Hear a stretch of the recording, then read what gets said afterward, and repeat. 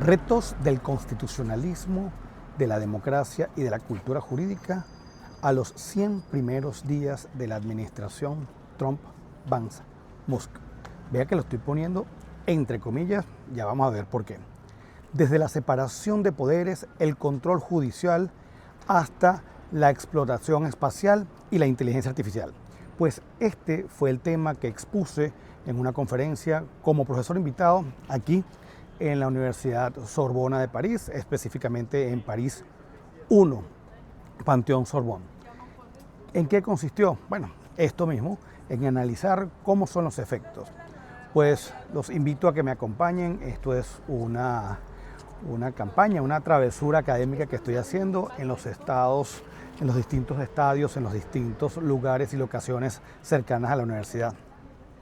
Como todos recordaremos, exactamente el día 10 de enero de 2025 asumió como presidente Donald Trump, su segunda presidencia, 47º presidente. Es decir, que el 30 de abril se cumplen los 100 primeros días de su gestión. Esta fotografía es, digamos, épica en el sentido de que marcará historia. Desde allí es que, digamos, muchos de nosotros estuvimos convencidos de que difícilmente perdería, como en efecto ganó abrumadoramente la campaña presidencial. Es entonces que vemos cómo estos primeros 100 días han tenido muchísimos efectos, no solamente a lo interno, sino a lo externo, que formarán parte de esta disertación. Me encuentro en París y no es extraño, y así ocurrirá seguramente en muchos de los estados y los distintos países, que las noticias principales señalan los efectos de esta presidencia, de esta administración. Francia no es la excepción. Y vemos entonces cómo todos los días, e incluso me tocó para el momento que hice la presentación, cambiarla en horas de la mañana, porque despertábamos con el tema de las tarifas. Tema de las tarifas que a lo largo de los días hasta el presente día ha sido, digamos, uno de los eventos y uno de los acontecimientos más estudiados. Entonces vemos cómo la presidencia de Trump viene caracterizada por este tema de las tarifas y la alta confrontalidad. ¿Y por qué hablamos de la administración Trump-Vance-Musk? Porque no obstante, el presidente y vicepresidente electos, en efecto, son Donald Trump y J.D. Vance, tenemos este personaje que es muy importante, que es Elon Musk. Elon Musk también se ha caracterizado por, desde la campaña, tener una participación decisiva, y qué decir de las acciones posteriores que hablaremos. Antes de continuar, sí, yo quiero hacer algunas advertencias bien interesantes. Una de ellas es que, en efecto, esta presentación se hace luego de la que yo efectuase los primeros días de abril de 2025. Por supuesto, los hechos han cambiado, entonces tengan claro que a lo mejor cuando se vea esto, algunos acontecimientos habrán cambiado. Entonces esto es una fotografía, ni siquiera la de hoy, sino la de hace algunos días cuando se presentó. Y también quiero hacer expresa mención de que esto se hace, esta investigación y esta presentación, al amparo de la libertad de expresión, y más específicamente como investigador y profesor en materia de derecho constitucional y derechos fundamentales. ¿Ello por qué? Porque más adelante voy a tomar algunas, digamos, notas y algunas afirmaciones que puede que sean cómodas o incómodas para quienes vean esta presentación. Y es por ello que también ese signo de advertencia es para invitarlos a que todo esto sea hecho, todo esto sea analizado desde el punto de vista crítico. Puede que nos gusten algunas de las afirmaciones, puede que no nos gusten algunas otras, pero la intención no es otra que la de tomar estos elementos de la manera más objetiva posible para que arribemos cada uno de nosotros a nuestras propias conclusiones. En definitiva, el pensamiento crítico es el que considero debe prevalecer sobre estos temas, que muchos son muy álgidos. Quiero también enmarcar las reflexiones y esa invitación a tener pensamiento crítico en este alcance. Uno, analizarlo desde el punto de vista de repensar la idea de separación de poderes y revisión judicial. También la separación de poderes llevada a lo que sería la soberanía, la idea de soberanía y debido proceso. También reflexionemos cada uno a lo interno sobre la compatibilidad de la gestión pública y criterios extremos de efectividad, que es, digamos, como se estaba apoyando este caballero Musk en la justificación de sus acciones. y también el conflicto de intereses que hay o que puede haber, habida cuenta de que SpaceX, una de las compañías que él dirige, es uno de los principales contratistas de los Estados Unidos. Y por supuesto, siendo yo de Venezuela, sí hay algunos aspectos de gran importancia que debo hablar relacionada con cómo afectan estos 100 primeros días o la gestión de Trump en general, cómo ha sido llevada frente al caso y la realidad venezolana. Va a haber una muy breve aproximación y un segmento sobre la situación venezolana. Todo ello pretendo y lo voy a ejecutar en el ejercicio de esta agenda que está aquí. Primero tenemos que analizar el contexto mundial y regional durante la campaña y luego las elecciones de Donald Trump. Luego hablaremos sobre la elección como tal, su investidura como tal presidente y una avalancha de órdenes ejecutivas que fueron dictadas desde el día 1. Luego sí vamos a entrar a temas más específicos de lo que es el derecho constitucional. O sea, constitución, separación de poderes, revisión judicial, derechos fundamentales y leyes y precedentes sobre esta materia. Para luego pasar a temas ya no de derecho constitucional, derechos fundamentales y democracia, sino temas que están en el ambiente, como la exploración espacial, la inteligencia artificial y otros temas actuales interesantes en el que se encuentra el caso y el tema venezolano, para luego arribar a algunas conclusiones. Los invito entonces para que desarrollemos esta agenda. Síganme. Pasemos ahora a analizar el contexto mundial y regional durante la campaña y luego las elecciones.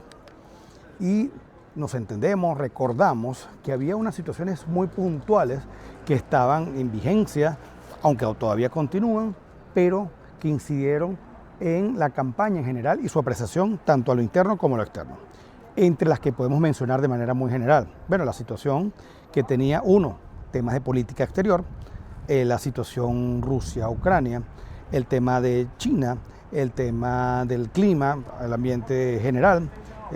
Tenemos también problemas de fronterizos y la inmigración. Para nadie es desconocido que Trump, incluso desde su primera presidencia y la campaña, el tema del muro con México fue esencial. También tenemos temas relacionados con la seguridad pública en general, economía, el tema de la inflación, el tema de los impuestos. También tenemos esta gran aproximación sobre el Make America Great Again o el America First.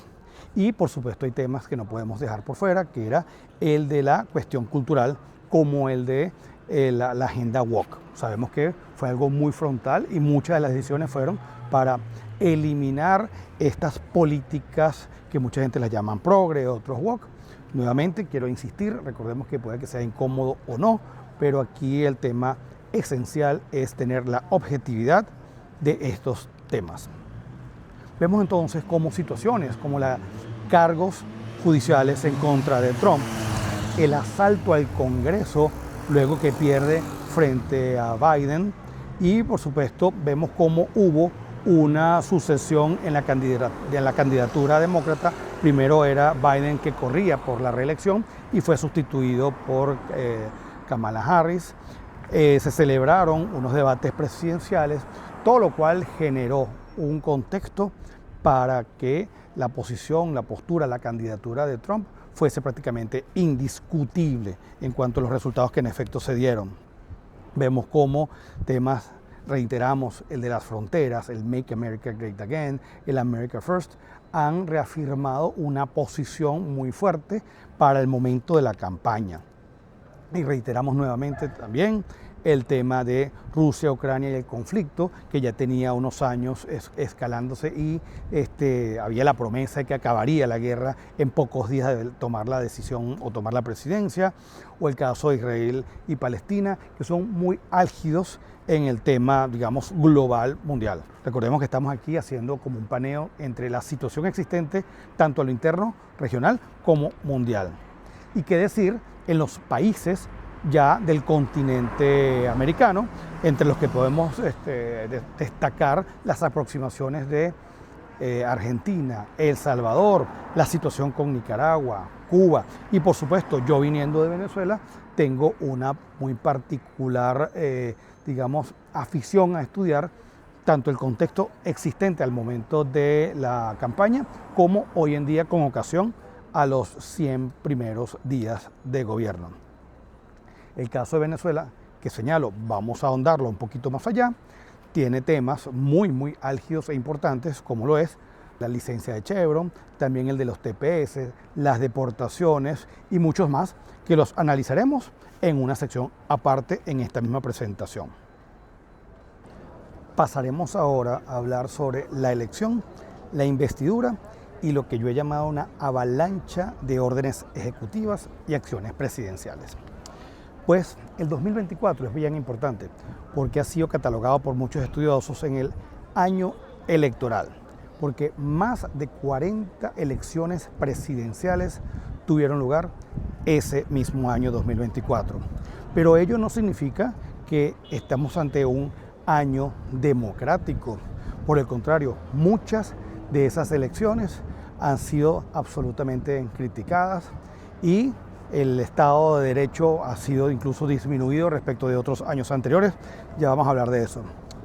Pues llegó, en efecto, el día 5 de noviembre de 2024 y se dieron las elecciones en los Estados Unidos y ganó abrumadoramente el candidato hoy presidente Donald Trump, 312 votos de colegio electorales frente a 226, pero es que además de eso también arrasó con el voto popular, lo que no ocurrió así en la elección anterior cuando fue elegido como el 45º presidente. Y tomó posesión el día 20 de enero de 2025. Y vemos cómo ha hecho uso, no solamente en la campaña, sino durante la presidencia, de una avalancha también de lo que es la parte, digamos, creativa, la parte incluso de imagen. Y vemos cómo en la propia página de la Casa Blanca señala que America is back. O sea, ya no es él, sino es él encarnando la idea de América, Estados Unidos de Norteamérica. Y por supuesto, no pasaron pocos días cuando ya había fricciones y había tensiones respecto de Canadá, respecto de México, respecto de Panamá y por supuesto las intenciones de anexión de Groenlandia. Y desde el primer momento, el primer día, 20 de enero, fue también una gran cantidad de órdenes ejecutivas, acciones presidenciales que aparecen firmadas. Es importante tomar en cuenta que está lo que se llama el registro federal, donde se llevan todas las digamos, actuaciones, todas las órdenes presidenciales, las órdenes ejecutivas, y vemos cómo para el momento, es más, ustedes pueden llegar y meterse, para el momento pudiera hacerse la proyección de que será el presidente con mayores acciones presidenciales, mayores órdenes ejecutivas firmadas. Los invito para que vean esa página bien interesante, porque además no solamente es que las puedes descargar, pueden los desarrolladores de software ponerles, pegarles una API, es decir, para poderla interactuar con sistemas, y ahorita que estamos también con el tema de la inteligencia artificial puede ser de gran interés. Nuevamente es importante visitar la página de la Casa Blanca porque ella puede dar una idea y tomarle el pulso a lo que es todo esto de las acciones presidenciales y de las órdenes ejecutivas y mantenerse al día. Como hemos señalado, hay un personaje que es bastante álgido y bastante presente en la gestión de Trump, Vance, Musk, y es este mismo señor Musk, cuyo cargo, además de que, digamos, no tiene ese carácter oficial en el sentido de que no es un cargo público, él mantiene, digamos, muy presente lo que es su misión de, digamos, de a través de la eficiencia controlar muchas desviaciones. Esa es la justificación que dan. Nuevamente, y voy a insistir a lo largo de mi presentación, que esto vamos a tratarlo de la manera más objetiva, pero crítica posible, en el sentido de ir llegando a nuestras propias conclusiones. Entonces tenemos a este señor que para mí no queda duda alguna de que es un genio. En efecto, es un genio de la ciencia de cohetes, de la exploración espacial. Vemos cómo lo que él ha logrado en disminuir los costos a través de iniciativas privadas frente a lo que era la NASA es algo jamás imaginado con anterioridad a su llegada al sector, a la industria. Pero nuevamente tenemos que ser críticos en decir, ¿será que se aplica los mismos criterios en el sector privado que en el público? Esos son los elementos que hay que estudiar.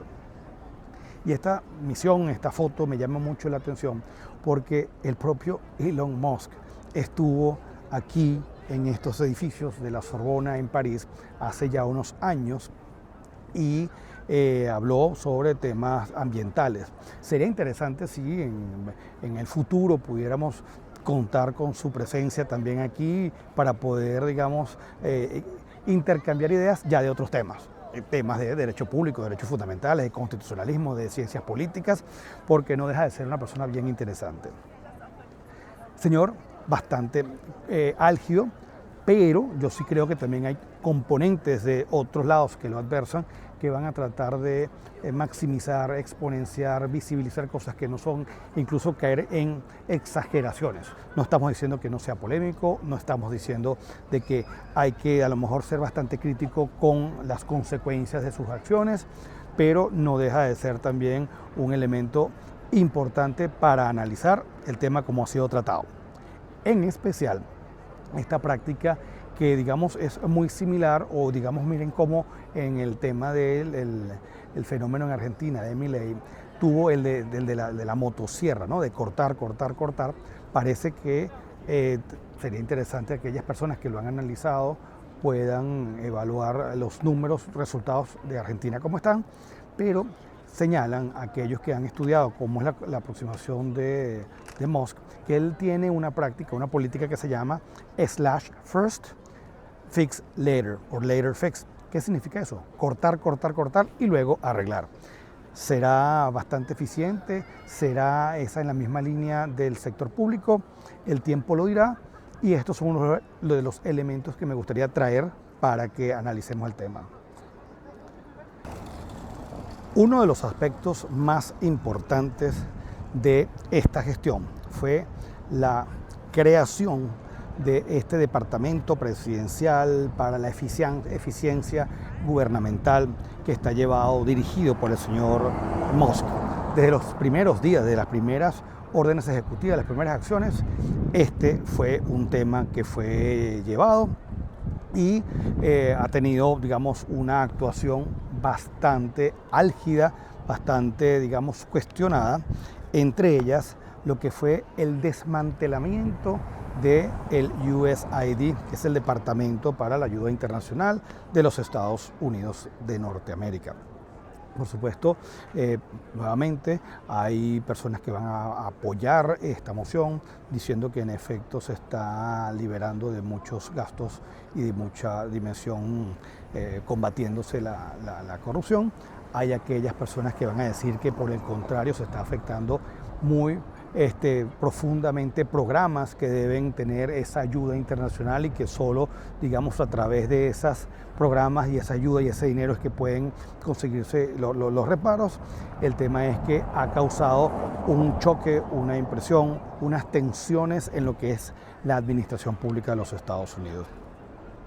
Tenemos también algo bastante álgido como lo fue, incluso pudiera ser más allá de un tema eminentemente político, es también, digamos, de posición, de hacer valer, digamos, la postura de poder, el de cambiar el nombre del Golfo de México por el Golfo de América, como si el nombre de América fuese muy autóctono nada más de los Estados Unidos de Norteamérica. Vemos que viene de Américo Vespucio, quien, valga señalar, sí pisó tierras venezolanas, jamás americanas ni mexicanas, ¿no? Pero entonces América como nombre también es un tema bien interesante que valga la pena señalar que esa práctica de cambiar nombres, cambiar escudos, poner estrellas, es más que todo una demostración de poder.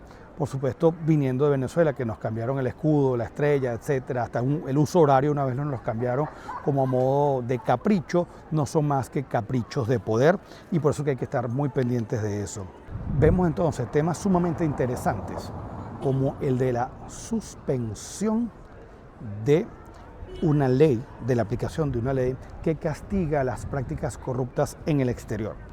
Eso supuestamente se justificaba en el sentido de que las empresas norteamericanas no podían incurrir en ciertas prácticas que otras sí, que eran consideradas corruptas. Y por supuesto el tema de la regulación o la desregulación forma parte de la agenda de esta administración, de esta presidencia de Trump. Siguiendo con la idea de desregulación, nótese bien este nombre específico de lo que se le da aquí, como lo es el de desconstrucción del Estado administrativo inconstitucional. ¡Wow! Estado administrativo inconstitucional. Vemos cómo ya entrando en temas, en áreas como es la mía, digamos, de investigación, como es el derecho constitucional, tenemos varios elementos así. Y sí, yo creo que hay una excesiva regulación, sí, yo creo que ese afán y esa creencia, como yo lo he señalado, esa creencia supersticiosa en la legislación y en la normativa y en la regulación, muchas veces lo que genera son mayores daños a las sociedades, la condenan a pagar más, etc. Por eso es que hay que prestar atención a este tratamiento. Y me llama mucho la atención este gráfico que se ha puesto sobre cómo hay una sobreregulación, cómo hay mayores regulaciones incluso que la propia ley, porque recordemos que, y ya que estamos aquí en Francia, podemos señalar, la ley solo estaría para limitar, registrar aquellos hechos que sean nocivos contra la sociedad. Entonces, esas sociedades con excesivas regulaciones pueden incurrir en una restricción, limitación de inversiones en todos los ámbitos. Y ya llegamos entonces a un tema bien interesante que ha sido objeto de análisis e investigación por mi parte, que es el tratamiento del Bitcoin. No vamos a entrar en detalles, en detenernos en este tema, pero sí, Trump desde no solamente actualmente, sino con anterioridad, en el momento de la campaña, ha señalado que Bitcoin es un elemento importante para lo que es la generación, el sostenimiento de valor, de reserva en la propia, digamos, función pública, en el tesoro público. Vemos que esto ha generado muchísimas tensiones. Los invito a que hagamos un programa solo sobre este elemento. Uno de los temas que ha sido bastante álgido y cuidado, si no el que más en algunos contextos, es el de la inmigración en los Estados Unidos.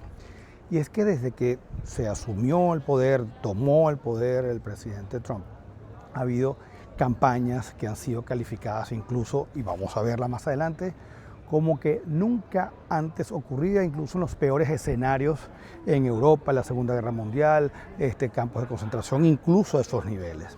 Entonces vemos cómo ha habido desde una intención de justificarlo, hay gente que incluso menciona que debe haber deportaciones masivas.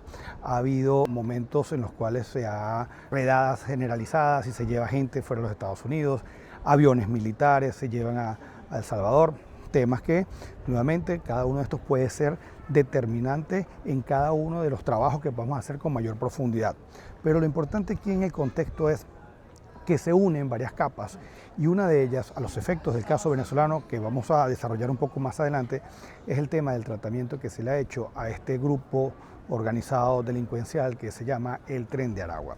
Y no es extraño ver noticias en muchos lugares de los Estados Unidos como estas, en las cuales hay imperios criminales, la deportación de miembros de este grupo delictual, etcétera, etcétera, etcétera, que ha generado incluso trabajos más profundos como el de Rona Rísquez sobre el Tren de Aragua.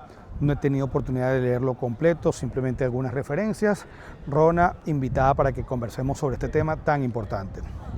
Y lo grave de la situación de las deportaciones y el tema del Tren de Aragua es que vemos cómo expresa y explícitamente el gobierno, la administración Trump, ha invocado la aplicación de lo que se llama el Alien Enemies Act regarding the invasion of the United States by the Tren de Aragua. ¿Qué significa eso? Bueno, que han aplicado, han llamado o han invocado una ley de 1798 para que toda persona de la nacionalidad o relaciones con el Tren de Aragua sea expulsado del territorio de los Estados Unidos de Norteamérica sin siquiera un procedimiento. Va a haber aproximaciones de grupos que señalan que hay una abierta violación al debido proceso, de que el derecho a la defensa no se ha violado, de que ha habido deportaciones e incluso hay un caso real de que se pudo demostrar que la persona nada tenía que ver con este grupo delincuencial. El hecho es que se practicó esa detención y esa deportación. ¿Y de dónde viene esta ley específica? Que es bien interesante. Bueno, resulta que habíamos señalado que es de 1798. Hay personas que refieren a que es de la época, digamos, de la independencia de los Estados Unidos. No es así, ya Estados Unidos era independiente. Eso ocurre en el momento en que el segundo presidente de los Estados Unidos, que es John Adams, se está dando un contexto bien interesante que es la Quasi-War, que es una guerra entre Francia y Estados Unidos, y en la cual, como medida, digamos, política y, digamos, de guerra también, está el hecho de que se detuviesen todas las embarcaciones que podían afectar el comercio, principalmente de los Estados Unidos. Importante señalar, eran un grupo de leyes, una de ellas era incluso destinada para limitar y castigar cualquier crítica u opinión adversa a la administración de John Adams.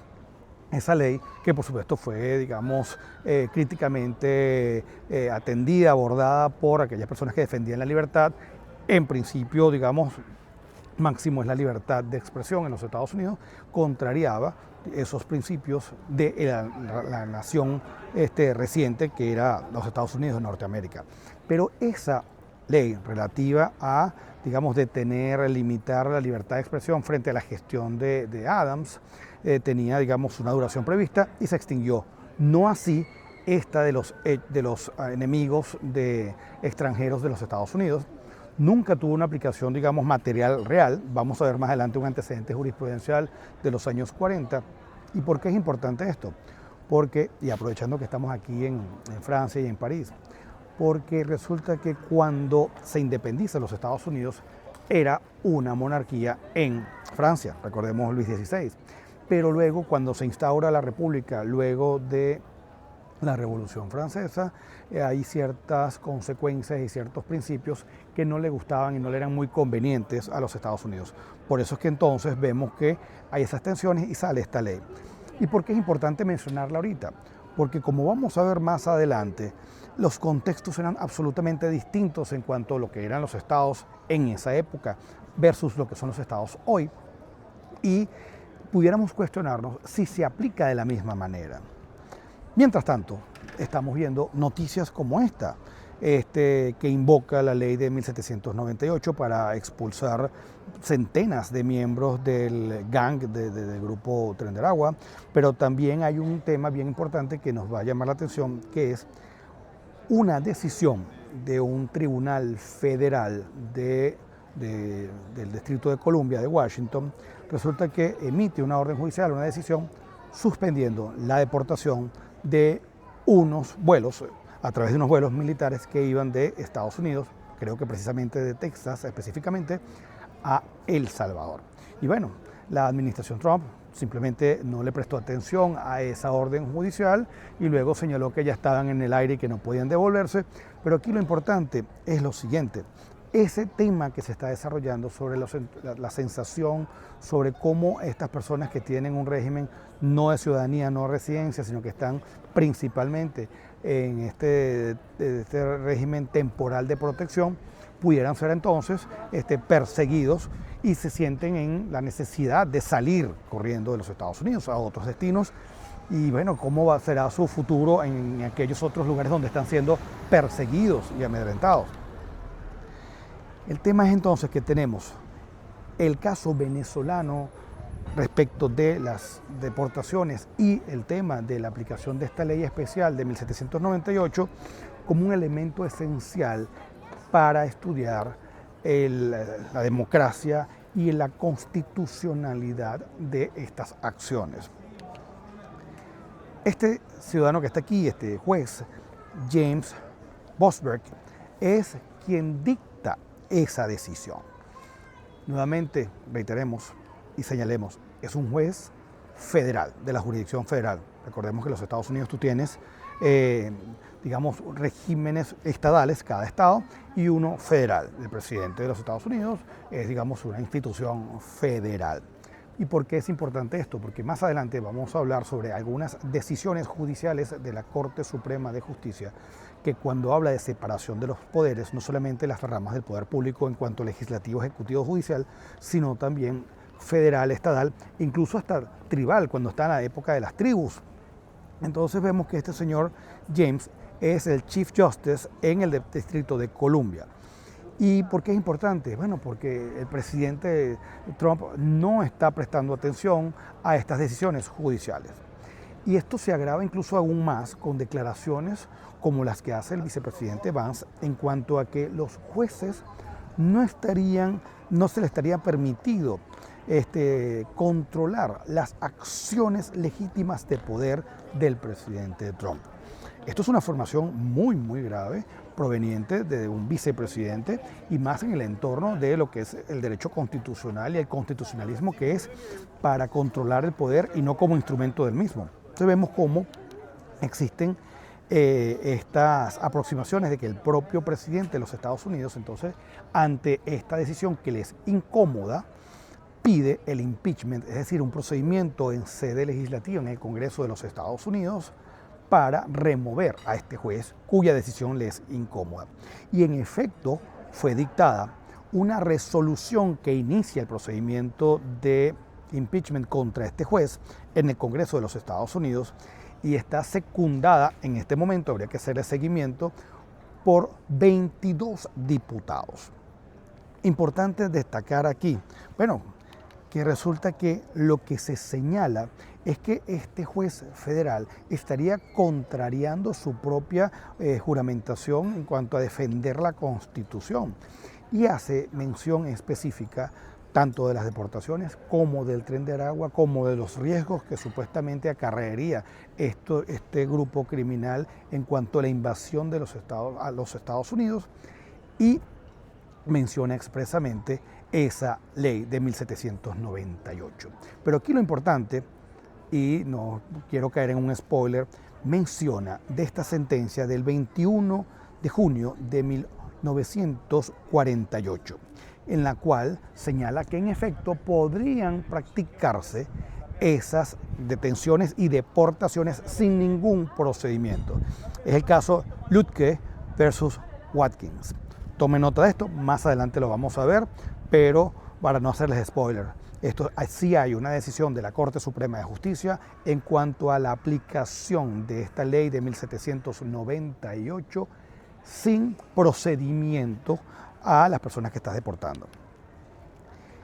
Vemos entonces que no solamente se quedó esa decisión, sino que hay otra decisión también de un tribunal federal de los Estados Unidos, pero digamos que no es que no permite las deportaciones, sino que simplemente señala que esas deportaciones no podrán hacerse a otro país distinto del cual estas personas deportadas son nacionales. Es decir, no pudiera una persona de Colombia ser deportada a El Salvador, o de Venezuela a El Salvador, o de El Salvador a Venezuela o a Colombia.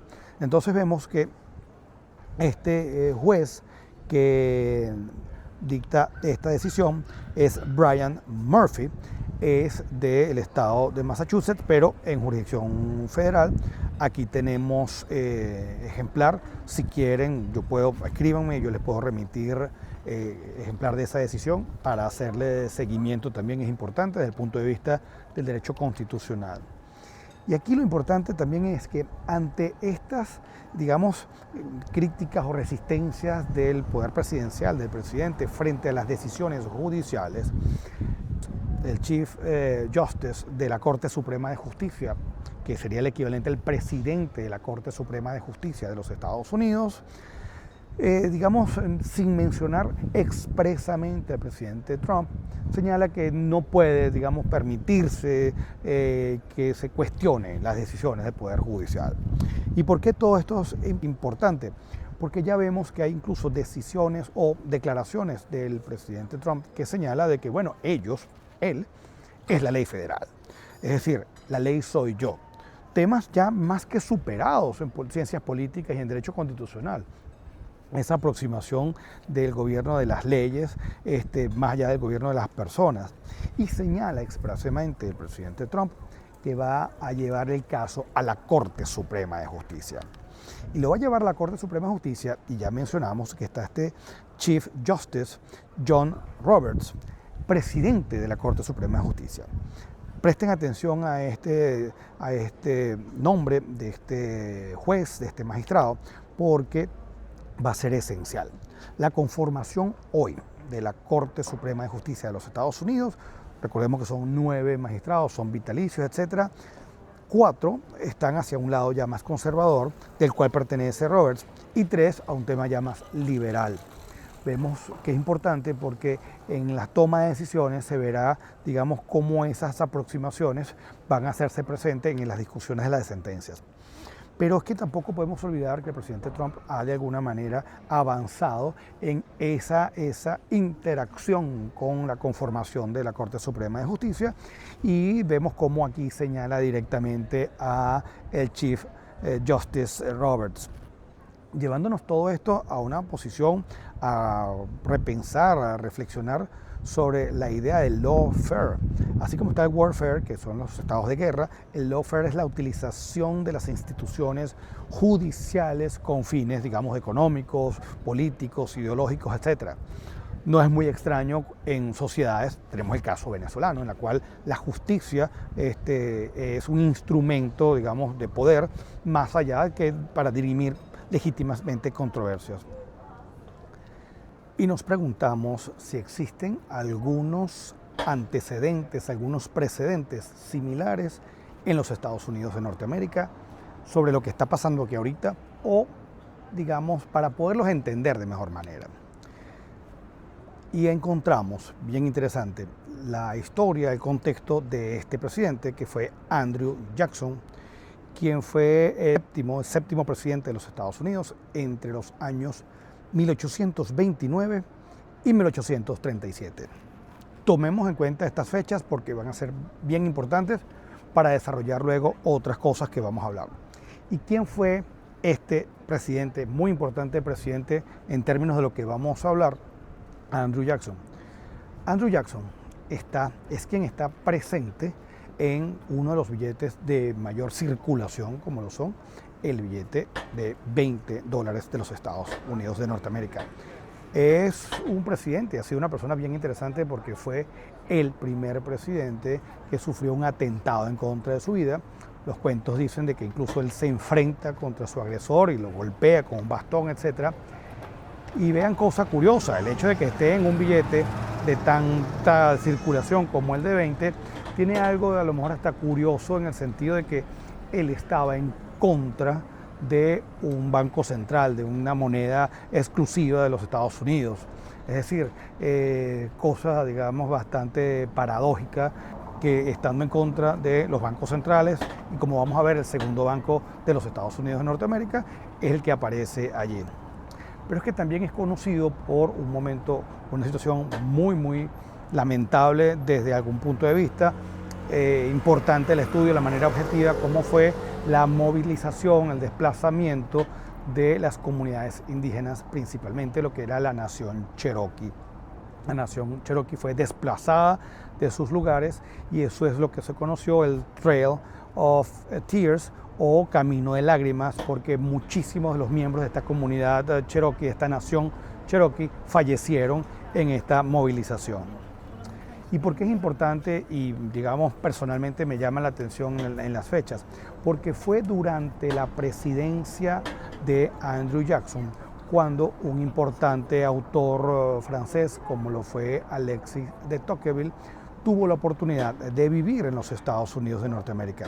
Recordemos que él vive, se muda, viaja, estudia, analiza, investiga en Estados Unidos de Norteamérica entre 1831 y 1832, nuevamente durante la presidencia de Jackson, y escribe una de las obras más importantes en ciencia política, en derecho constitucional, como lo es Democracia en América, prácticamente de obligatoria lectura para poder comprender lo que está pasando aquí. Entonces vemos que Durante esos primera mitad del siglo XIX está la presidencia de Jackson y está la visita de Alexis de Tocqueville allá. ¿Por qué es importante? Tomen nota, vean, presidente Jackson, presidente Trump. No en vano, la gente piensa que uno de los referentes que tiene el presidente Trump sobre otros presidentes anteriores, en el sentido de cuál es su presidente predilecto, favorito, es Andrew Jackson. Lo vemos aquí en una fotografía, como en efecto está. Pasamos entonces a hablar sobre constitución, separación de poderes, revisión judicial y derechos fundamentales. Esta, digamos, es la parte central de la conferencia, con ocasión a estos 100 primeros días de Trump, pero desde el punto de vista del constitucionalismo. Y como todo estudioso, todo investigador en el área de derecho constitucional, sabemos que los Estados Unidos de Norteamérica, desde sus primeras decisiones, han sido sumamente importantes para entender lo que es el constitucionalismo moderno, hasta como hoy lo conocemos hoy en día. Entonces son decisiones de la Corte Suprema de Justicia importantes que vamos a tomar en cuenta en esta sección. Esta parte de la exposición la he denominado el legado de Marshall, del juez Marshall, del Justice Marshall. Y les puse el nombre de las Big Four Decisions, las 4 más grandes decisiones, de alguna manera inspirado en esta idea de las 4 principales compañías consultoras, como son Deloitte, Pricewaterhouse, EY o KPMG. Entonces, bueno, vamos a hablar de estas 4 importantes decisiones del John Marshall. La primera, y que es imposible que ningún estudiante de Derecho y en el área constitucional no se la sepa, no haya pasado por ella, es la famosa Marbury versus Madison del 24 de febrero de 1803. ¿Qué tiene que ver? Bueno, sí, el Judicial Review, digamos, que queda asentado con esa decisión, es decir, el control por parte del Poder Judicial de las actuaciones administrativas, es decir, ejecutivas o legislativas. Vemos entonces cómo esta sentencia marca un hito en el constitucionalismo y en el derecho global, toda vez que antes de ella no estaba claro de cuáles eran los actos que estaban sometidos a la jurisdicción, al control jurisdiccional. La segunda de las decisiones sería esta, que se llama Little contra Barrem, del 27 de febrero de 1804. ¿Y por qué es importante esta decisión? Porque ya empieza a definir lo que es la separación de poderes en esta nación, los Estados Unidos, que ya tiene unas par de décadas de fundada, y la responsabilidad de un personal militar por ejecución de unas órdenes que luego resultaron ser o que eran inconstitucionales. Y lo importante de esto, ¿en qué sentido tiene para entender la situación de actual?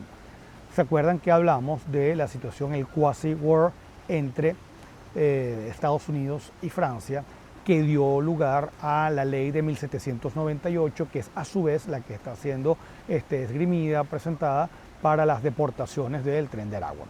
Pues es en ese contexto que sale esa ley y es en ese contexto que se da este caso específico en el cual se había limitado el comercio, es decir, una suerte de revocatoria de licencias, si lo queremos hacer una analogía con la actual, de esta embarcación, y Little, que era un danés, y la embarcación era danesa, tenía relaciones, o venía o salía de un barco o iba a un puerto francés y es detenido. Resulta que esa orden era inconstitucional y declararon la responsabilidad.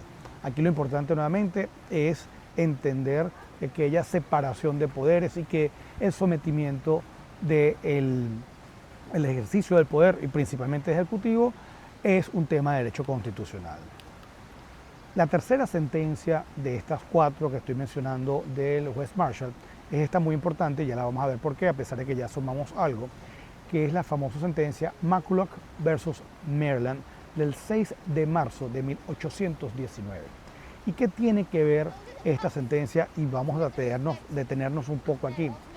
Resulta que Hamilton era una persona, como Founding Father de los Estados Unidos, que creía que era necesario que esta nación reciente como en los Estados Unidos, tuviera un sistema dinerario, monetario, un banco central. La idea de banco central, recuerda que era distinta en esa época, pero un banco de los Estados Unidos que emitiera dinero. Mientras que por otro lado, tú tenías a Jefferson y Madison que pensaban que no, que eso era inconstitucional, que no podía el Congreso de los Estados Unidos crear vía ley, porque si era nacional es ley federal, ese banco. ¿Y qué es lo que pasa? Bueno, se crea el primer banco de los Estados Unidos y esa creación del banco tenía una limitación específica, ¿no?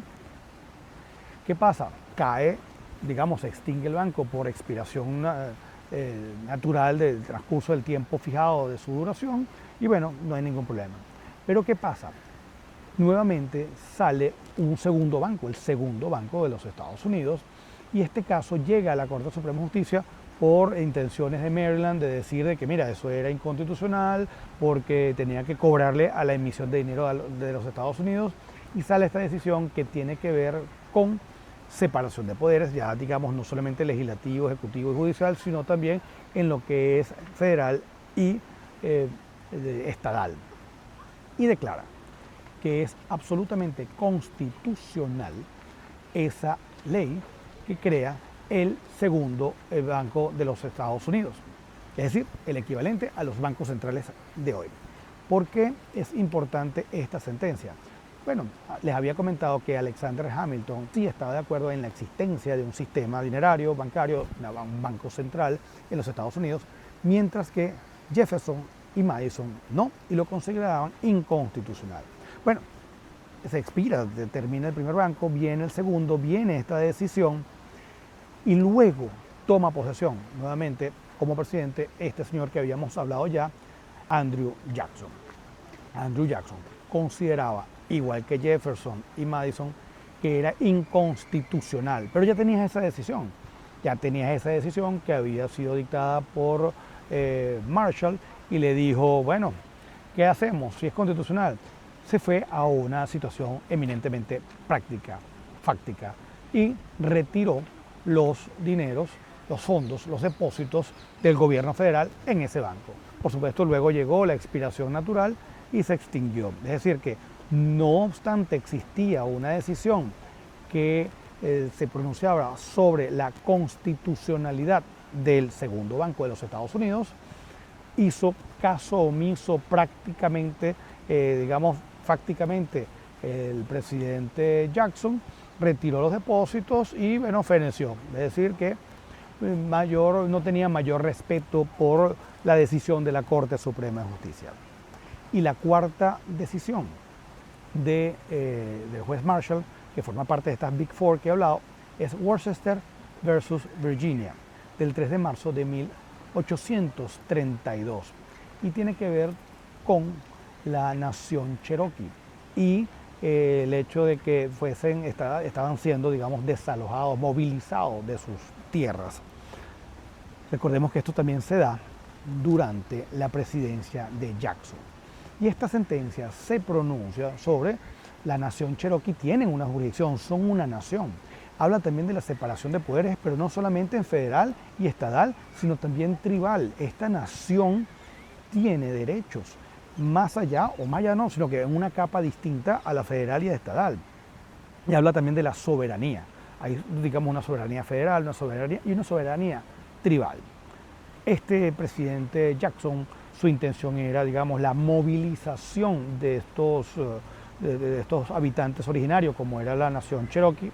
Otras también es aplicable, pero principalmente porque esta decisión es sobre la Cherokee. Y el problema que hay es, ok, tú puedes tener una decisión judicial, pero ¿cómo la ejecutas? Es un tema que en derecho administrativo siempre lo hemos discutido. ¿Cómo vas a ejecutar tú una decisión en contra de la propia administración? Porque quienes van a ejecutarlas es el Poder Ejecutivo, quienes tienen el uso de la fuerza pública, el ejército, la policía, etc. Y ahí es donde viene, digamos, esta fricción, esta tensión entre Andrew Jackson y el Justice John Marshall, y se señala que supuestamente, a pesar de que se ordenaba ejecutarla, es decir, suspender aquella presión contra la nación Cherokee, el presidente Jackson simplemente dijo, bueno, que sea el juez Marshall el que la ejecute. Sabemos que los tribunales no tienen una fuerza pública, sino que se dirigen hacia la administración pública, hacia el Ejecutivo. Entonces, nuevamente, esto no lo he conseguido, digamos, a ciencia cierta que está, pero digamos en la cultura constitucional se señala que, bueno, el propio Jackson señalaba eso. Vemos entonces cómo este presidente Jackson, este presidente que, digamos, no le presta mayor atención a las decisiones sobre constitucionalidad o no de determinados actos, este presidente Jackson que, digamos, no tuvo empacho alguno de no acatar o no ejecutar una orden judicial, tiene, digamos, una presencialidad cada vez más vigente y por eso la importancia de traerlo a reflexión. Nos guste o no nos guste, vamos a tratar de analizar esto de la manera más objetiva posible. Pudiéramos entonces entender, ya trayéndonos a la actual situación, que así como ocurrió con la nación Cherokee en mediados de la primera parte de los años 30 del siglo XIX, estaríamos en un contexto, digamos, salvando las naturales diferencias, con las actuales movilizaciones o deportaciones masivas. Por supuesto, con los riesgos que ello acarrea, por supuesto, las críticas que son válidas formular y, por supuesto, analizarlos desde el punto de vista más objetivo posible. Vamos a proceder entonces a hablar de otras decisiones importantes, no sin antes hacer las necesarias advertencias de que cada una de estas puede a su vez también ser desarrollada plenamente. Entonces, vamos a hacer una mención muy general, dando los datos para que pueda luego buscarse y desarrollarse en posteriores investigaciones. Y bueno, vamos a dar los contextos en los cuales se dieron y los temas desarrollados por cada una de ellas. La primera de ellas es Myers versus United States de octubre 25 de 1926 y correspondió al juez William H. Taft. ¿Qué es lo importante aquí? Se está tratando, y las que escogí son sobre las facultades, los poderes del presidente de los Estados Unidos para remover de sus cargos a funcionarios y cómo ha ido, digamos, evolucionando o cambiando o mutando de un momento a otro. Resulta que este caso de Myers contra los Estados Unidos era una persona que fue jefe, digamos, del departamento de correos. Entendamos también que los correos en esa época eran una actividad sumamente importante en lo que era, digamos, el desarrollo de los Estados Unidos, y se señala que, bueno, no puede ser removido a voluntad directa del presidente. Otro tema, otra de las sentencias bien interesantes, los casos que tenemos que hablar, es la de Springer contra el gobierno de las islas de Filipinas. ¿Y en qué consistió esto? Bueno, una sociedad creada por vía legislativa, es decir, mediante ley, es decir, una compañía pública, precisamente era un banco, igual que estábamos hablando del caso, y bueno, la intención era ver, mira, cuál era las ramas del poder público, legislativo, ejecutivo y judicial, y aquí, digamos, se va perfilando de que hay cada vez una separación más digamos, estricta, pero el tema era de que, ok, tú lo podías crear, pero no los podías disponer. Una cosa es la creación y otra cosa es la ejecución a través de este poder ejecutivo, la designación de los directores. Luego tenemos ya nuevamente sentencias que van afinando lo que son las potestades presidenciales en cuanto a la designación o desincorporación de funcionarios. 1935, mayo 27 de Humphreys Executor, es decir, este señor demandante muere y sigue la acción a través de la persona de su sucesor, de su ejecutor de la sucesión contra los Estados Unidos. ¿Y qué tiene que ver? Bueno, él era miembro de la Comisión Federal de Comercio, de Federal Trade Commission, y el presidente, bueno, lo quería sacar. ¿Por qué es importante esto hoy en día? Porque vemos que hay bastantes tensiones con el presidente Trump, con su deseo de desincorporar, salir del actual presidente de la SEC Commission de los Estados Unidos. Entonces, aquí hay temas bien interesantes, porque la decisión señala de que el presidente no tiene poderes ilimitados, y especialmente con aquellos cargos sumamente, digamos, especiales, dada su importancia.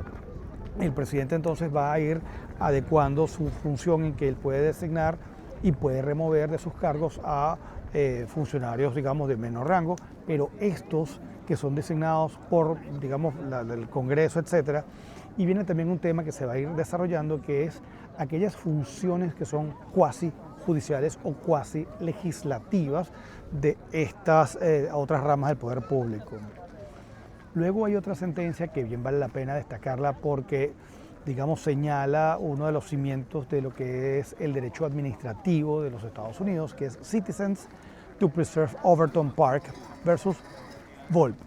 Es del 2 de marzo de 1971 y pone los límites a la administración pública. Es decir, que las personas tienen, digamos, esa supervisión, no en los mismos términos en los cuales a lo mejor los conseguimos, los entendemos nosotros, más si estamos aquí hablando en Francia, pero sí hay un derecho administrativo americano que se rige por ahí. Nos vamos acercando en el tiempo y tenemos el Voucher Controller General of the United States versus Senior Member of the Congress y otros. Esto es de 1986, específicamente del 7 de julio. Y esta es una sentencia que la traje, digamos, con ocasión a cuáles serían las formas de remover estos altos cargos que no son, digamos, libres por parte del presidente, y específicamente cuando son designaciones por el Congreso, y es a través del impeachment. Y el impeachment te señala que tampoco puede basarse en simple ineficacia o ineficiencia. Menciono la ineficiencia porque recordemos también que toda esta justificación del departamento Dodge, que está bajo el control de Elon Musk, uno de los esenciales, digamos, aspectos es procurar esa pretendida eficiencia. Otra de las decisiones, Morrison versus Olson, es de 1988 y refiere sobre la constitucionalidad y ética del gobierno en el acto, digamos, en la ley de 1978. Y lo importante es que también se refiere a estas funciones del presidente de la República, el presidente de los Estados Unidos de Norteamérica, para remover otros funcionarios.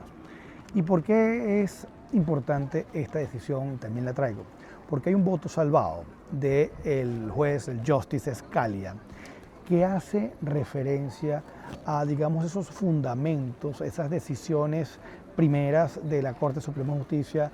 Habla también de lo que es la Constitución de Massachusetts de 1780, aquella idea de que no estamos ante un gobierno de personas, sino un gobierno de leyes, es decir, ese carácter personalista del poder lo refleja Scalia en su voto que disiente de la decisión, y hace expresa mención también a Marshall, a, digamos, la corte cuando estaba compuesta, llevada por Marshall, y nuevamente reitero la importancia del gobierno de la ley y no el gobierno de los hombres. Habla de cómo los founding fathers, los padres fundadores de los Estados Unidos, tenían esa idea de separación de poderes y de, digamos, limitados en cuanto a que no puede irse por la simple apreciación personal. Vamos avanzando un poco más y entonces llegamos ya al 2020, cuando tenemos una sentencia sobre Sheila Law LLC y Consumer Financial Report. Y aquí lo que voy a destacar es el juez Roberts. Ya estas son sentencias que vienen liderizadas por el Chief Justice Roberts y es del 29 de junio de 2020, en la cual señala que esos poderes del presidente para remoción de cargos pueden hacerlo salvo en dos específicas excepciones. La primera, y se hace referencia a esta sentencia de Humphreys Executor, que era la persona designada por el Congreso, es decir, aquel carácter específico que se identifica con si es cuasi judicial o cuasi legislativo, no puede directamente el presidente. Y las otras se refiere a la otra sentencia que mencionamos, que es aquellos casos en los Morrison, como la de 1988, que hable que los poderes del presidente están limitados, pero puede, en efecto, remover gente, pero tiene estos límites que se seleccionan allí. Ya avanzamos más en el tiempo, digamos ya más cercano a nuestra realidad, y tenemos una sentencia también del juez Roberts, que es de Trump, sí, Donald Trump contra Vance, pero no es este Vance el vicepresidente, del 9 de julio de 2020. Y tiene que ver precisamente con la obligación que tenía Trump, sus contadores y su banco de mostrar los registros de sus obligaciones tributarias. Recordemos que en ese momento fue bastante álgido, bastante tenso, todo lo relativo a la presentación de los impuestos y las declaraciones, los documentos que lo sustentan del señor Trump. Cuando él dijo que, bueno, si gana los presentará, no lo presentó, y entonces esto ha generado una serie de conflictos. Él consigna millones de páginas, de elementos, y la sentencia en términos generales dice que, mira, no puede haber una irresponsabilidad. Y eso nos lleva a una decisión ya más reciente, del año pasado, del 1 de julio, que es Trump contra los Estados Unidos, que tienen que ver sobre la inmunidad presidencial. Sentencia que también es del Chief Justice John Roberts y tiene que ver también sobre la falta de responsabilidad, en el sentido que es inmunidad del presidente de los Estados Unidos o de la figura, la institución de la presidencia, por actuaciones en el ejercicio del cargo. Y claro, dice que es responsable por aquellas que no son sino acciones personales, pero es que allí cuál es el estudio que vamos a hacer, cuáles son realmente en ejercicio y cuáles no. Una persona es elegida presidente y puede generar daños ejerciendo acciones como presidente, la ejecución de sus acciones como presidente. Por supuesto, hay entornos eminentemente privados e íntimos de los cuales sí será responsable.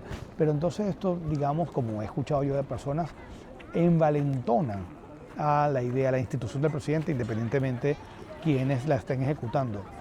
Hay quienes incluso se atreven a señalar de que sería como el "the king can do no wrong", o sea, el rey no incurre en responsabilidad y es absolutamente inmune a cualquier responsabilidad. Por eso es que es importante estudiar estas decisiones muy recientes. Esto nos obliga, por supuesto, a hacer algunas reflexiones.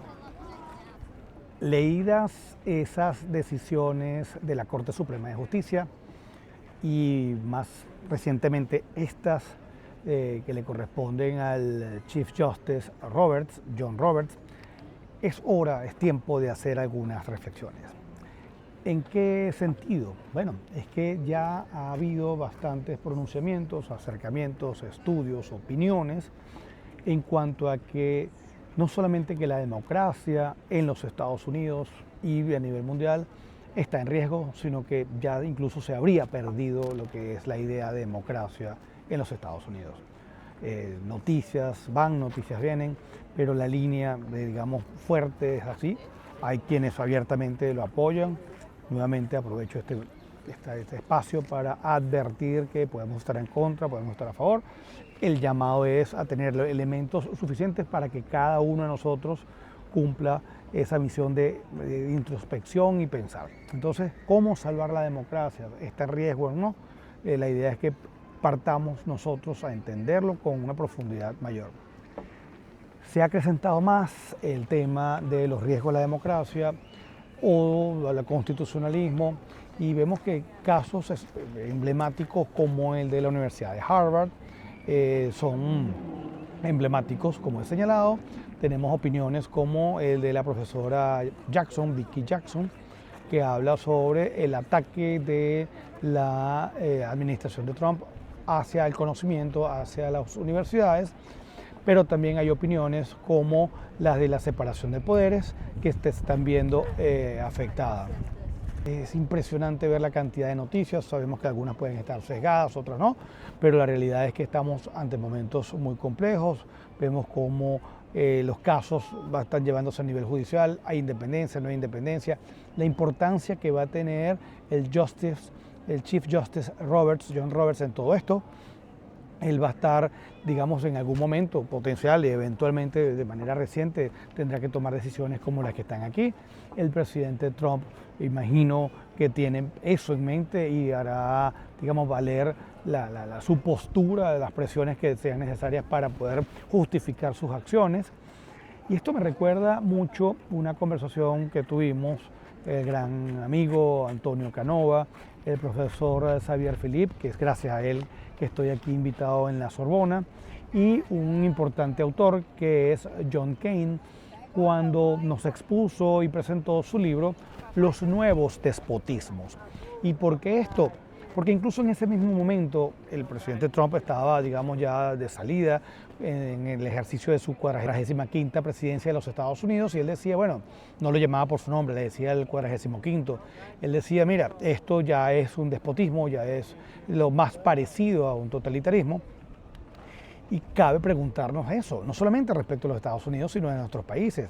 Y me vino a la mente una importante obra de Michelangelo Bovero y una expresión que me llama mucho la atención, que es la de las autocracias electivas. Él hace mención a que muchas de nuestras culturas se piensa que porque un mandatario, recuerda que el mandatario es el que ejerce ese mandato que lo da el pueblo, no es el que manda, es el que hace el mandado. Esos mandatarios, estos presidentes creen que por haber ganado unas elecciones hacen lo que les da la gana. Entonces, esa aproximación que a veces es muy latinoamericana de nuestros países, quienes nos están viendo que sean de Latinoamérica, estaría llegando también a los Estados Unidos. Entonces, ¿dónde queda el control de los poderes? Les recomiendo, les decía yo en la presentación que hice en inglés y en francés, no recuerdo, no he visto obras o libros, no he tenido acceso de Michelangelo Bovero en inglés o en francés, creo que lo iban a buscar algunos de los participantes, pero a todas estas en español sí hay y les recomiendo que lo busquen, tiene un contenido espectacular. También nos invita esta situación actual a leer obras como la de Spin Dictators, en la cual uno de sus autores es Guriev. Tenemos como ya las dictaduras actuales no son exactamente las mismas como antes, en el sentido del ejercicio del terror y del totalitarismo y absolutismo en cuanto a la violencia física. Se hace uso de las tecnologías, las redes, internet, control, el sacarte, el permitirte acceso o no, y en eso Sergei Guriev desarrolla muy bien en su obra Spin Dictators. Y también nos preguntamos, ¿qué diría Maquiavelo a todas estas? Aquí nos están, digamos, presentando una cantidad de fines, como el Make America Great Again o America First, como una finalidad que acaso justifica todos los medios. Es decir, la finalidad, el fin, justifica cualquier medio que sea posible, no importa que se deseche lo que es la separación de poderes, la autonomía del poder judicial, el sometimiento de los demás poderes a las decisiones judiciales. Vemos que hay que repensar si de verdad esto que estamos viendo como medios están justificados para el fin que señala. Insisto, estaremos o no de acuerdo. Aquí lo importante es que cada uno de nosotros forme su propio criterio. Todo esto, todo lo que estamos hablando, tiene una medición, tiene una, cuando digo utilidad práctica, es que se refleja en algo que es medible y palpable. Uno de los índices más importantes que me gusta a mí analizar es el índice de Estado de Derecho. Y el índice de Estado de Derecho refleja principalmente ese seguimiento de, digamos, la cultura jurídica de determinada sociedad a lo que entiende por justicia y Estado de Derecho y sometimiento, digamos, de la autoridad al derecho, de la legislación, a la norma. En Estados Unidos, digamos, el índice más reciente, que fue el 2024, resultó estar en el 26º lugar, lugar 26 de todos los demás. Históricamente los mismos que han estado en el tope son históricamente los mismos, ¿okay? Repiten los países nórdicos. Igual repiten los que estamos en último lugar. Y digo estamos porque Venezuela, yo soy profesional, investigador principalmente del caso, del tema venezolano, no solamente preocupa que estemos en el último lugar, sino que año tras año la diferencia con el penúltimo es cada vez más abismal. Eso ha de preocuparnos mucho. Yo no tengo duda que para el año que viene Estados Unidos pueda ir bajando. Si está en 27, a lo mejor está en 26, estará en 27, 29, 30 y quién sabe. Lo que sí también estoy seguro es que Venezuela no va a incrementarse, y menos aún con las distintas medidas que estamos viendo, algunas de las cuales voy a hablar más adelante. Otro de los temas relacionados con todo este tema de Trump y sus 100 primeros días es el tema de la exploración espacial, asimismo como la inteligencia artificial y otros de interés que voy a desarrollar aquí en este fondo tan maravilloso de la ciudad de París. Hablemos un poco sobre el tema de la exploración espacial y nos lleva nuevamente a hablar de este señor, Elon Musk. Reitero, considero que es un genio en la ciencia de los cohetes, ha hecho cosas inimaginables. Yo escribí me llamó la atención cuando supe de él sobre todo este proyecto y nuevamente me parece un sueño estar aquí en el mismo lugar donde él estuvo, pero ya aterrizando literalmente en el tema de la exploración espacial, vemos que durante la campaña hubo una situación muy particular, como lo fue que había unos astronautas en la estación internacional que supuestamente habrían de estar a pocos días, a lo sumo un par de semanas, y estuvieron unas cuantas semanas y meses. Y no fueron rescatados en el sentido de que ese era una situación, si hubiese salido mal, que hubiera tenido efectos catastróficos en la campaña presidencial, sea cual sea, si hubiese ganado uno o el otro. Y no es sino luego que asume la presidencia Donald Trump que se activa todo lo que fue el rescate de estas dos personas que estaban en el espacio exterior. Y tenemos que señalar que uno de los aspectos también más importantes de la administración Trump es el tema de la exploración espacial. Exploración espacial que no en vano ha contado con apoyo directo por parte del presidente y va en la misma línea de nuestro señor amigo Elon Musk, que señala que sus planes son los de llegar a Marte. Y en esa misma línea de llegar a Marte, me gustaría mencionarles este artículo que yo escribí, que si bien parte de una situación que pudiera parecer jocosa, porque fue tomado en cuenta desde una publicación de Richard Albert, primer día de abril del 2024, día de los tontos, de los inocentes, dio pie a que yo reflexionara y hablara sobre desde la Carta Magna de 1215 hasta la idea de derecho constitucional interplanetario y constitucionalismo marciano. Yo no tengo duda que en algún momento el ser humano llegará a Marte, así como está en que llegamos a la Luna. La utilidad práctica en Marte no la veo, digamos, a corto plazo, y cuidado, no se da, así como ocurrió con la Luna, pero sí lo importante es que nos va a poner a pensar de otra manera de lo que entendemos como derecho, como sistema normativo, la globalidad, los límites de la humanidad respecto de lo que es el planeta Tierra, y el pensamiento jurídico y la cultura jurídica no van a ser distintos.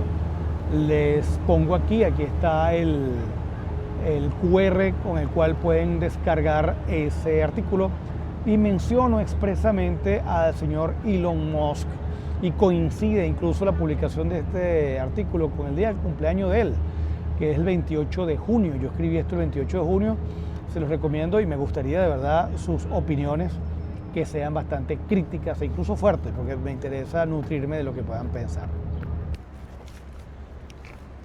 Otro de los temas de los que quería tratar, y en efecto lo desarrollé en la exposición principal en el Congreso, es el tema de la inteligencia artificial.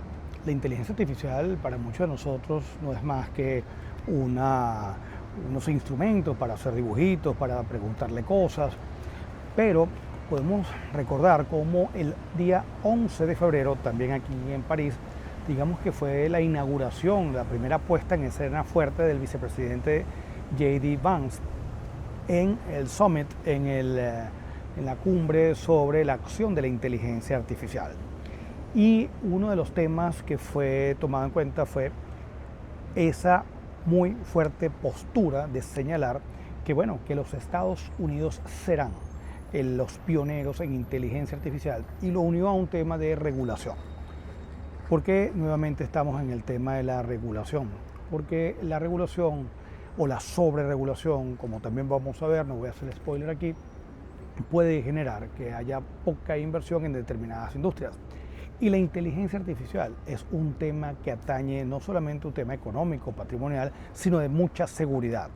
Tiene que ver con energía atómica, ambiente. Estamos ante un fenómeno que es lo que fue en algún momento la industria petrolera, la enérgica como tal, y sabemos las tensiones y geopolíticas que ello puede generar. Por eso es que cuando vemos que una de las principales posturas de los Estados Unidos y del gobierno de los Estados Unidos, que está cumpliendo 100 días recientemente, en cuanto a la inteligencia artificial, nos obliga a analizar este fenómeno más allá del tema tecnológico, tema filosófico, tema económico, tema político, tema jurídico, y no podemos ver la idea de derecho de la misma manera. Vemos entonces cómo hay que hacerle un seguimiento, y la Casa Blanca, que reitero que hay que visitar esa página, ha hecho un despliegue de toda la información, de toda la visita del vicepresidente Vance. No en vano, a los pocos días de tomada la presidencia, de asumido el cargo como presidente Donald Trump, nos despertamos con esta noticia de que se anuncia un proyecto cuyo alcance, cuyo monto es de nada menos que 500 mil millones de dólares relacionado con inteligencia artificial, el famoso Stargate. Esto entonces vemos cómo va a tener una incidencia en entender los nuevos cambios, e incluso hay autores que hablan sobre imperios digitales. Vemos cómo expresamente señala la propia Casa Blanca actuaciones que van en remover las barreras para que lidere los Estados Unidos de Norteamérica la inteligencia artificial. Y vemos cómo ese plan de acción, ese plan presidencial va en esa misma dirección. Desafortunadamente tenemos países que no entienden la importancia de la inteligencia artificial. Vemos cómo reguladores o cómo legisladores pretenden abordarlo de la misma manera tradicional, desconocen cuál es el alcance, desconocen cuáles son los efectos, y por eso la importancia de esto. Solamente como a modo de muestra, vemos en estos gráficos cuáles son las principales compañías, las principales industrias en cuanto a capitalización. Y vamos a ver que están lideradas y principalmente son de tecnología, ergo aquellas que tienen una estrecha o más estrecha relación con la utilización de las cuestiones relativas a inteligencia artificial. Vemos cómo está Apple, Microsoft, Nvidia, Amazon, Google, y luego viene la saudita Aramco, que es la de petróleo.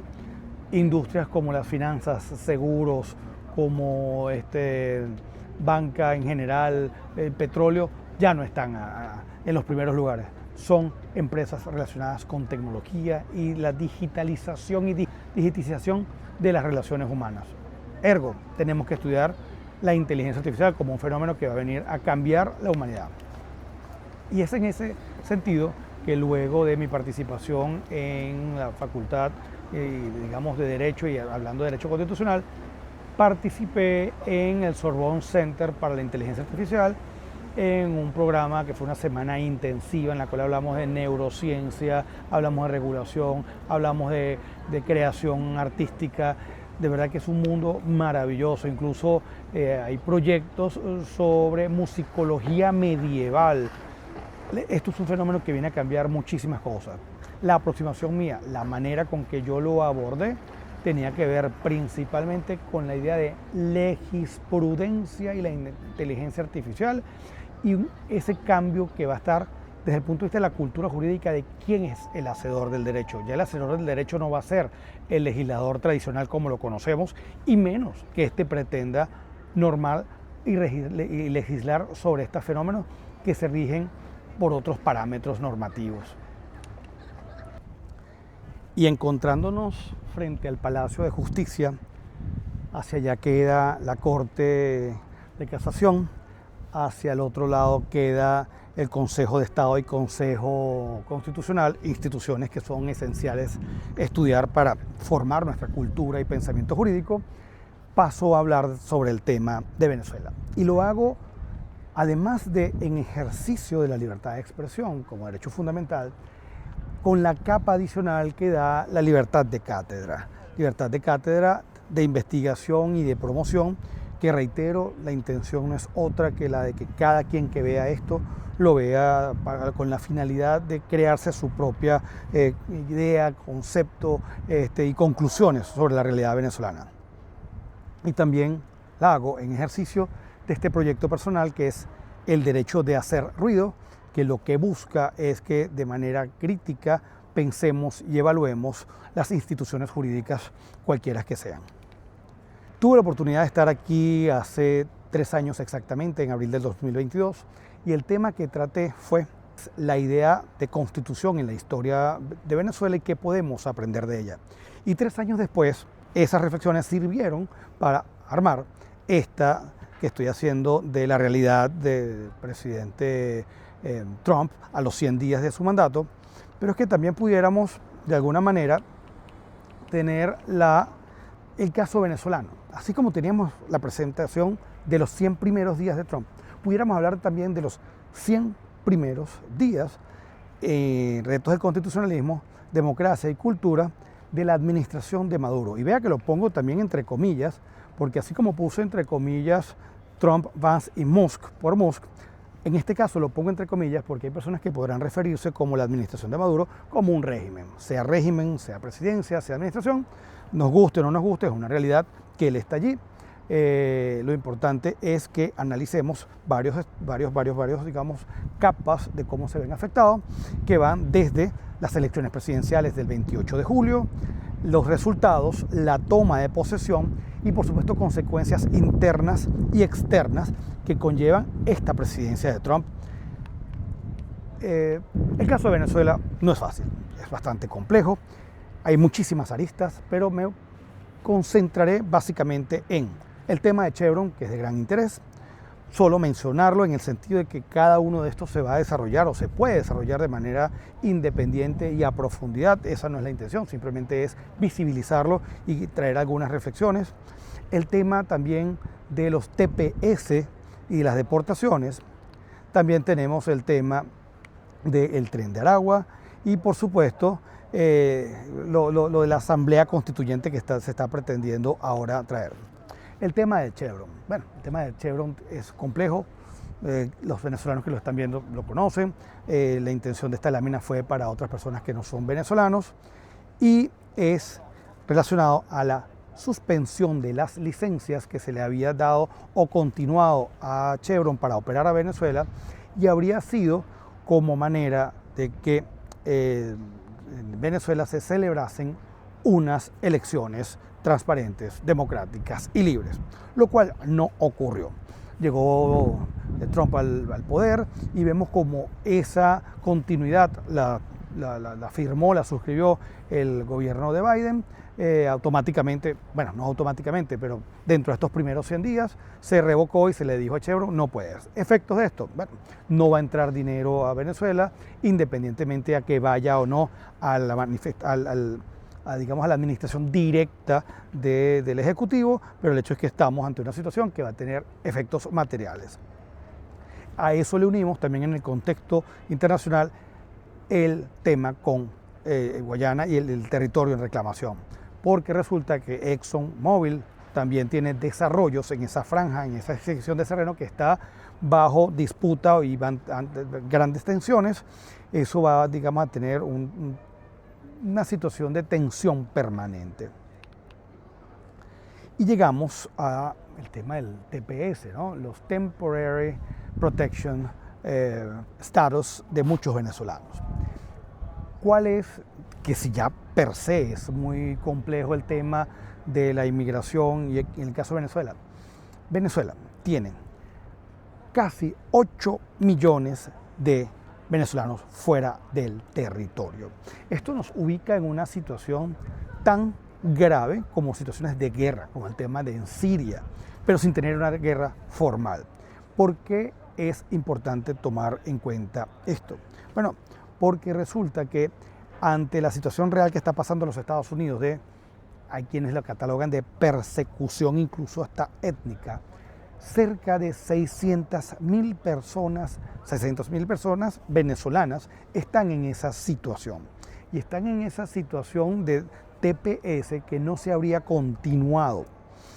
Entonces están en el momento en que tienen que tomar la decisión de si se van de los Estados Unidos o vienen, cómo toman esa decisión, cómo les va a afectar económica y personalmente. Estamos en un momento muy difícil para los venezolanos.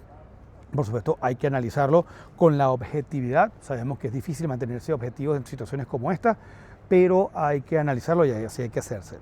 Y entonces tenemos un nivel adicional de gravedad, pudiéramos decir, como lo es el de el famoso o infame Tren de Aragua, organización criminal internacional que a quienes le atribuyen que hay es, digamos, un brazo, llamémoslo brazo armado del Ejecutivo o del Estado o del régimen. Nuevamente, la intención es que todos estos insumos los aprovechemos de manera objetiva.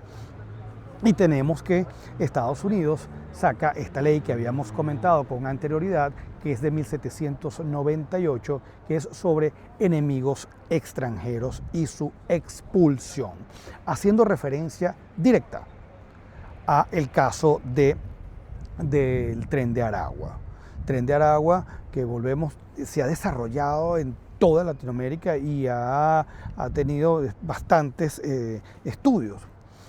Y vemos cómo de manera precisa las noticias señalan que el presidente Trump está abocado, digamos, en el tema de tomar como bandera las deportaciones masivas o no, bien sea a Estados Unidos, a El Salvador, pero sacándolos de Estados Unidos, e incluso se ha reconocido que casos en los cuales no se ha actuado con la debida prudencia y sacado a la gente de allí, pero no los van a readmitir.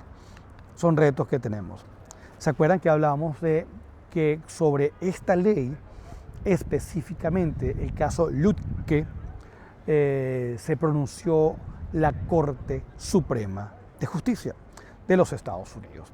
¿Y cuál fue la decisión? Bueno, de que era conforme a la Constitución el deportar una persona, no estamos hablando varias personas, una persona sin ese debido proceso. ¿Y quién era esa persona? Pues esa persona era este que está aquí, el señor Lutke. Tiene esta obra, él formó parte de este partido, conoció a este personaje que ha sido, digamos, más que desarrollado en miles de trabajos, y el tema no fue otro que, bueno, lo deportaron de los Estados Unidos.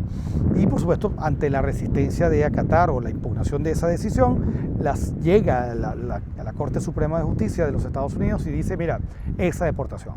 Pero entonces resulta que estamos en la misma forma, podemos identificar lo mismo que está pasando en Venezuela como si fuese esta situación de ese partido de primera mitad del siglo XX, o estamos ante una aproximación manipulada.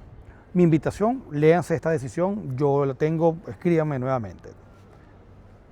Otro de los temas de importancia en el caso venezolano, las elecciones del 28 de julio.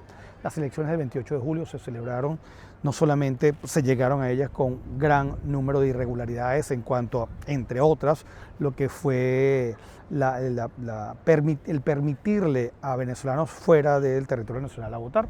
Vemos que de la gran cantidad de personas que están afuera, casi 8 millones de votantes, se les limitó, se les restringió ese derecho. Pero es que tenemos otras cosas. Se celebró con las mayores,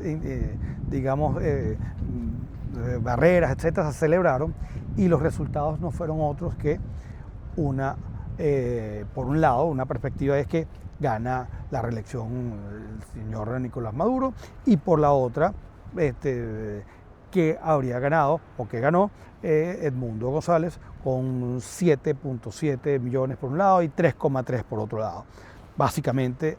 Pero el hecho es que nuevamente haciendo uso de las instituciones y en este caso del Tribunal Supremo de Justicia, en lo que habíamos hablado del lawfare, se pretende dar un manto de legitimidad, el cual está en entredicho probablemente. Los números hablarían por sí mismos. El hecho es que hay grandes retos en cuanto a la democracia y por supuesto la administración Trump, al no reconocer los resultados que da el CNE, está, digamos, con mayor tensión con esto. No obstante, se dio ese resultado oficial. Posteriormente, la observación, la comunidad del Centro Carter va en la misma dirección de que no constan, como señala el CNE, esa información. Si usted está en Venezuela escuchando esto, por supuesto, considerará que yo estoy lloviendo sobre mojado, pero recordemos que esta fue una presentación que se hizo en el marco de unas asistentes que no necesariamente son venezolanos. Y mientras tanto, tenemos que el señor Edmundo está fuera del territorio nacional, está en España, y la señora Machado, la ingeniero Machado, se encuentra en Venezuela de manera, digamos, escondida allí. Situaciones que han venido en las cuales hay personas, digamos, detenidas, están en un asedio. Hay personas que forman parte de la organización opositora que están en una embajada que está bajo asedio, tal cual como ocurría en la Edad Media, algo totalmente, digamos, lamentable. Por otro lado, había unos rehenes de los Estados Unidos que fueron recuperados, digamos, por la gestión de un funcionario del presidente Trump, es decir, que se utilizó esos canales y esos puentes para poder liberar a sí, yo creo que hay conversaciones, lo que pasa es que dentro de momentos tan tensos hay que ver qué pasa. Casualmente, este tema sobre las elecciones venezolanas correspondió con un artículo, con un paper que yo escribí 2 días antes, el día 26 de julio, escribí yo el día viernes. Aquí está el QR que pueden descargarlo. Y lo más reciente que tenemos ahora es que se estaría convocando a un poder constituyente para reformar o editar una nueva constitución, lo cual nos preocupa mucho porque en nuestra cultura y pensamiento jurídico, social venezolano, la idea de constitución no está muy clara, o no que no está muy clara, está muy en contravía a lo que debe ser o es una verdadera constitución. Una constitución es un instrumento de control del poder y no un instrumento de ejercicio del poder. Por eso la importancia de recalcar la constitución en el sentido de estudiar cuáles son sus antecedentes y su historia.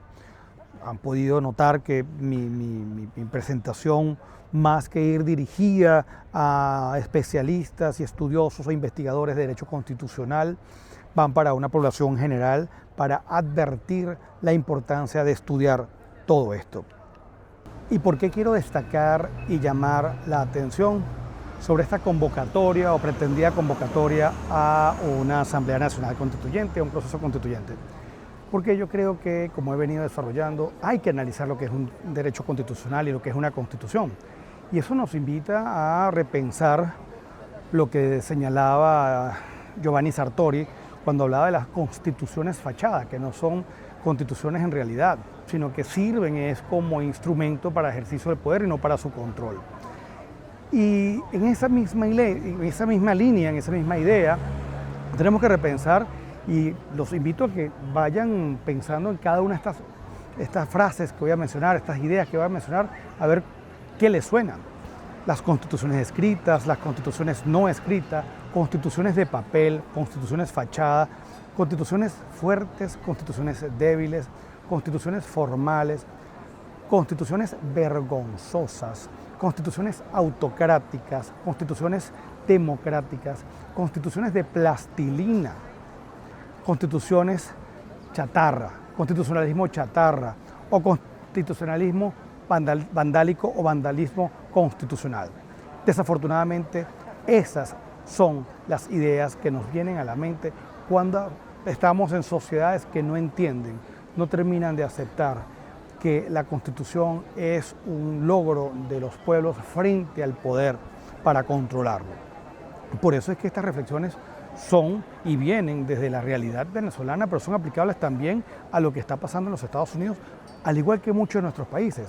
Por eso es que viene esta línea ya para cerrar lo que es el tema de la pretendida convocatoria de un proceso constituyente en Venezuela. Y ya llegando a nuestra fase conclusiva, quería hacerlo aquí, en la plaza de la Sorbona. Empezamos por uno de los lados, terminamos aquí en la plaza. Ese es el domo que identifica esta universidad. Y recuerdan que hablamos sobre el alcance de esta disertación.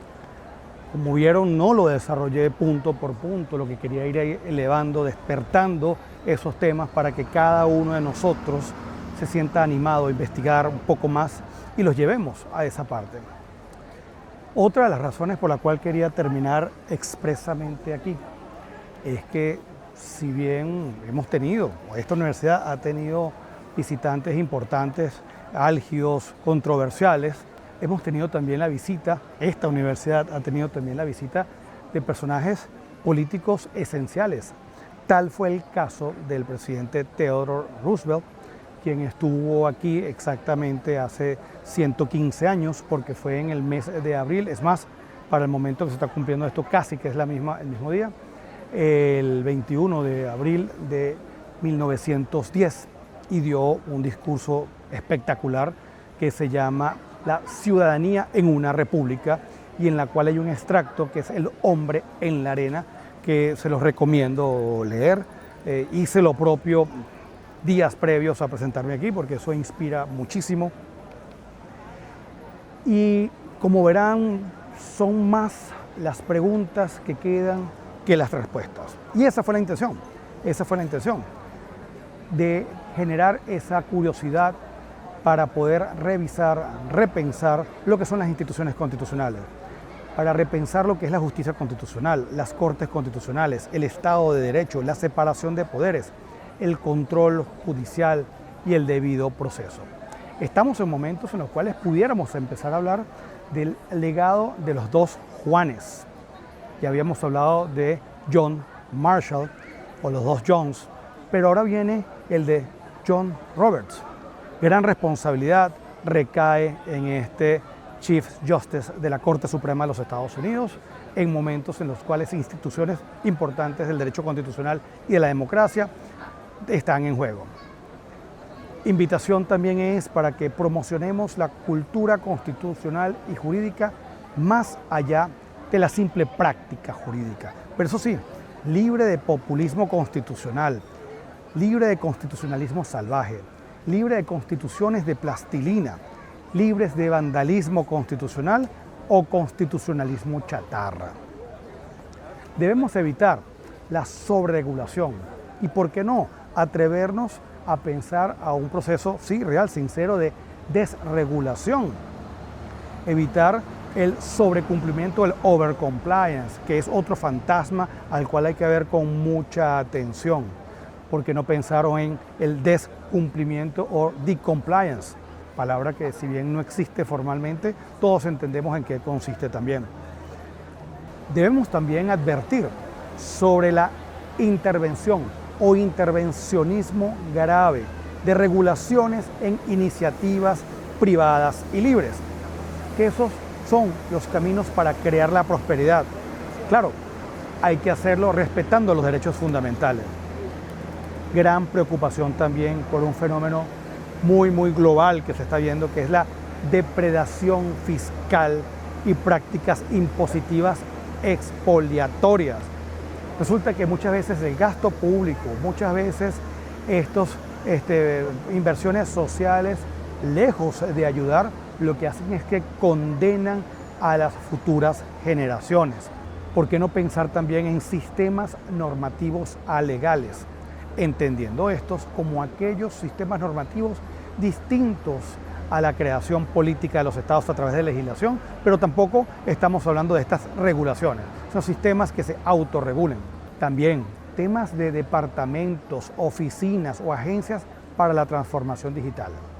Por eso es que la propuesta o esta puesta en marcha de Doge, llevada por el señor Elon Musk, son importantes para analizarlas y tomar en cuenta, por supuesto, como bien señala este presupuesto de Doge, pero hay que revisarlo profundamente, la transparencia y la eficiencia. La tecnología y fenómenos como la inteligencia artificial nos pueden ayudar a ser más transparentes y más eficaces, mientras también se revisa el tema de la afectación de derechos fundamentales. Temas como el de la responsabilidad de funcionarios por abuso de derecho. Eso pudiera ser un tema preciso a estudiar en estos casos que estamos viendo en los Estados Unidos. Y como señalé en mi intervención en el Sky, que es sobre legisprudencia y la inteligencia artificial, cómo interactúan para entender que hay nuevos actores en la generación de contenido jurídico normativo. Recuerdan que les hablé que había escrito una carta que tenía que ver con constitucionalismo marciano y sistemas legislativos, sistemas normativos interplanetarios.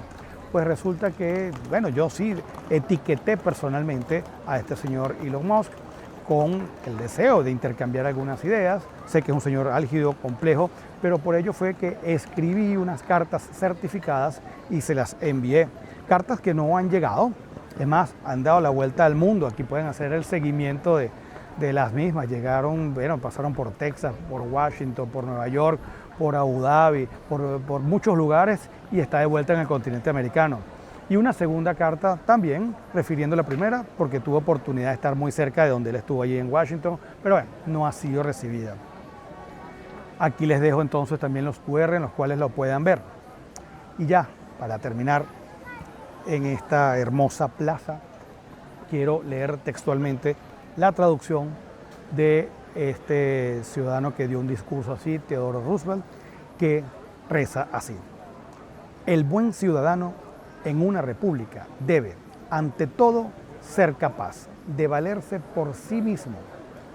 No es un buen ciudadano a menos que tenga la capacidad que lo haga trabajar arduamente y que, en caso de necesidad, lo haga luchar con fuerza.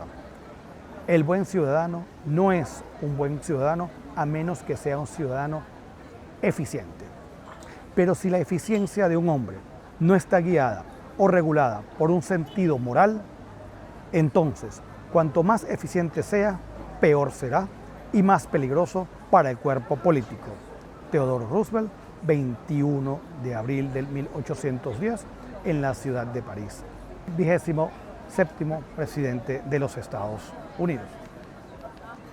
Muchísimas gracias y espero que este viaje, este paseo por lugares e ideas haya sido de su agrado y quedo para cualquier tema que queramos ahondar. Chao.